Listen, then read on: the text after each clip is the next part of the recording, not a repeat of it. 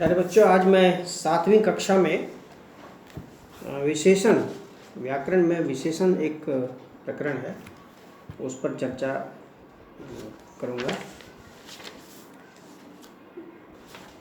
दादी माँ पाठ में व्याकरण से संबंधित, भाषा से संबंधित एक प्रश्न था। विशेष्य और विशेषण को छांटना था। तो विशेष्य और विशेषण को समझने के लिए पहले विशेषण क्या है इसको समझना है। वस्तुतः क्लास 6 में भी, 6ठी कक्षा में भी आपने इस पर पढ़ा है। विशेषण क्या है ये पढ़ाई हो चुकी होगी, इसकी परिभाषा, इसके भेद। फिर भी एक बार मैं उसकी चर्चा करूं। विशेषण शब्द का ही अर्थ है विशेषता, यानी कुछ खासियत। लड़का संज्ञा है तो अच्छा लड़का, बड़ा लड़का, ईमानदार लड़का, तो ये सब ईमानदार, अच्छा, बड़ा, ये सब क्या है, उस लड़के की विशेषता है। घर है, ऊंचा घर, बड़ा घर, साफ घर, तो ये ऊंचा, बड़ा, साफ क्या है, घर की विशेषता है।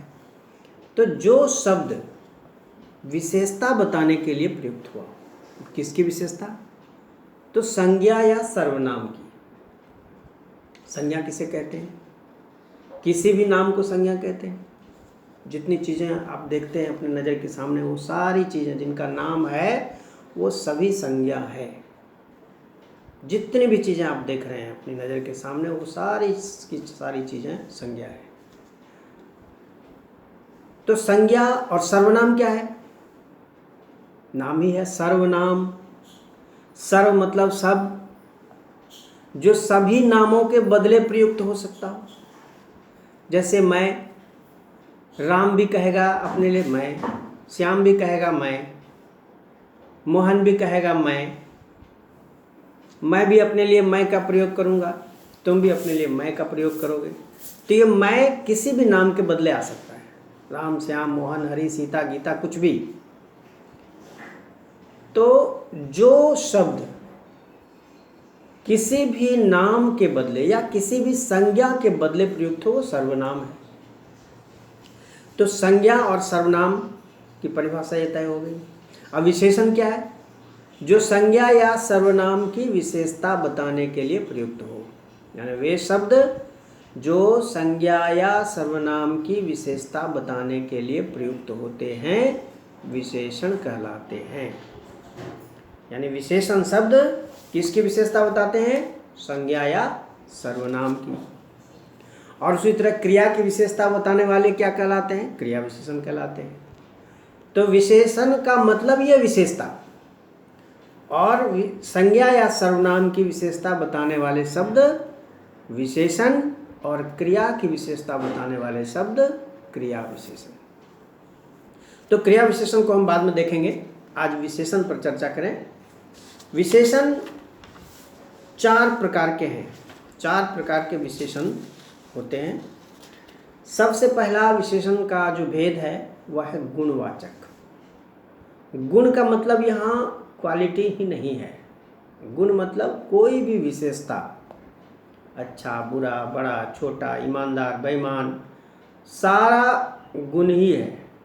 गुण मतलब विशेषता, खासियत, स्पेशल कैरेक्टरिस्टिक, खासियत। तो गुणवाचक विशेषण में कौन कौन से शब्द आते हैं? जो शब्द संज्ञा या सर्वनाम के गुण, दोष, दशा, रंग, आकार आदि का बोध कराते हैं। यानी किसी भी संज्ञा या सर्वनाम शब्द के गुण, दोष, दशा, आकार, प्रकार, रंग आदि का बोध कराने वाला शब्द गुणवाचक विशेषण कहलाता है। उदाहरण: अच्छा, बुरा, पतला, मोटा, नीला, छोटा, ये सारे के सारे शब्द जो हैं वो गुणवाचक विशेषण कहलाते हैं। दूसरा है परिमाणवाचक। परिमाण, परिणाम नहीं, परिमाण मतलब क्वांटिटी। दोनों शब्द मिलते जुलते हैं, परिमाण और परिणाम। तो परिणाम मतलब अलग होता है, परिणाम मतलब रिजल्ट होता है। तो यहाँ परिणाम नहीं है, यहाँ परिमाण, क्वांटिटी, मात्रा। जो शब्द संज्ञा या सर्वनाम की मात्रा संबंधी विशेषता बताए। मात्रा मतलब क्वांटिटी, कम है या ज़्यादा है, वो मात्रा संबंधी विशेषता बताने वाला, वो परिमाणवाचक। जैसे थोड़ा, बहुत, कम, ज़्यादा, इतना, उतना, 1 किलो, 1 लीटर, ये सब क्या है? ये सब मात्रा से संबंधित विशेषताएं हैं। ये परिमाणवाचक हो गए। संख्यावाचक, जो शब्द, जो विशेषण शब्द किसी संज्ञा की संख्या का बोध कराए। जैसे 4 बच्चे आ रहे हैं। कितने बच्चे? 4 बच्चे। बच्चों की संख्या का बोध कराया इसने। कुछ लोग आ सकते हैं, कुछ यहाँ लोगों की संख्या बता रहा है, तो ये हो गए संख्यावाचक। नंबर से संबंध, न्यूमेरिकल, गिनती, जिसको हम गिन सकते हैं। अब देखिए, कुछ जो है वो परिमाणवाचक में भी है। कुछ चावल दे दो। कुछ लोग आ रहे हैं, तो लोग के साथ जब होगा तो लोगों को हम गिन सकते हैं, तो ये संख्यावाचक हो गया। कुछ चावल मतलब मात्रा संबंधी हो गया। वहाँ पर कुछ चावल मतलब ऐसा तो नहीं गिन करके चावल देंगे। चावल मतलब कुछ चावल मतलब 1 पाव चावल, आधा किलो चावल, 1 किलो चावल। तो ये सब जो है ये मात्रा से संबंधित। तो ये कुछ जो है यदि चावल के साथ लगेगा तो वो परिमाणवाचक विशेषण, लोगों के साथ लगेगा तो वो संख्यावाचक विशेषण। अब अंतर कैसे करेंगे? जब संज्ञा गणनीय हो, काउंटेबल हो, गिनने लायक हो, तो उसके साथ संख्यावाचक विशेषण होता है। और जब अनकाउंटेबल हो, अगणनीय हो, नापने या तौलने लायक हो, तो वहाँ पर वो परिमाणवाचक है। ठीक है। अब आइए चौथा भेद जो है सार्वनामिक विशेषण। बहुत सारे विशेषण ऐसे होते हैं जो सर्वनाम से बनते हैं। जैसे मैं सर्वनाम है, मैं से बन गया मेरा, मेरा घर, मेरी पुस्तक, उसकी कलम, वह से उसकी, तुम से तुम्हारा, मैं से मेरा। तो ये सर्वनाम शब्दों से जो शब्द बनते हैं, जो विशेषण शब्द बनते हैं, वो सार्वनामिक विशेषण कहलाते हैं। तो ये 4 प्रकार के विशेषण हुए। ये 6ठी कक्षा में भी आपने पढ़ लिया है, इसलिए इसको हम ज़्यादा अब इसमें समय नहीं देंगे। आपको एक काम करना है, चारों प्रकार के विशेषणों का उदाहरण देते हुए 5-5 वाक्य बनाना है और उनमें उन विशेषण शब्दों को रेखांकित करना है। उदाहरण के लिए आप यदि गुणवाचक विशेषण का उदाहरण दे रहे हैं, वह अच्छा लड़का है, तो यहाँ अच्छा जो है वो गुणवाचक विशेषण है। यह बड़ा घर है, बड़ा गुणवाचक विशेषण हो गया। मुझे थोड़ा पानी चाहिए, तो थोड़ा क्या हो गया? पानी की मात्रा बता रहा है, परिमाणवाचक। थोड़ा के नीचे अंडरलाइन करेंगे। संख्यावाचक, वहाँ 6 बच्चे थे, तो 6 क्या हो गया? संख्यावाचक। सार्वनामिक विशेषण, यह मेरा घर है, मेरा अंडरलाइन करेंगे इसको।